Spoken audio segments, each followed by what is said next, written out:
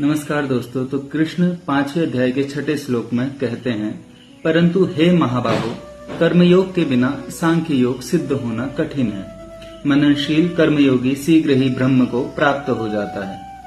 कृष्ण एक बार फिर से कर्मयोग की उपयोगिता अर्जुन को बताते हैं। कृष्ण पुनः यह कहते हैं, शायद फिर अर्जुन सोचता होगा, जब दोनों ही मार्ग ठीक हैं, जब कर्म छोड़ने वाला भी वहां पहुंच ही जाता है जहां कर्म करने वाला पहुंच रहा है, तो लगा होगा कर्म छोड़ ही दूं। अर्जुन की तो पहली चाह ही यही है, युद्ध छोड़ना।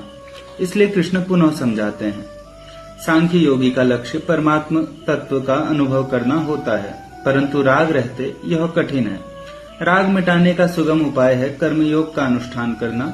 कर्मयोग अर्थात निष्काम कर्म में प्रत्येक क्रिया दूसरों के हित के लिए ही की जाती है।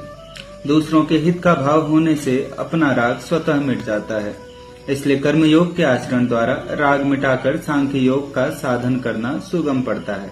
कर्मयोग का साधन किए बिना सांख्य योग अर्थात परम तत्व की उपलब्धि कठिन है। धन्यवाद।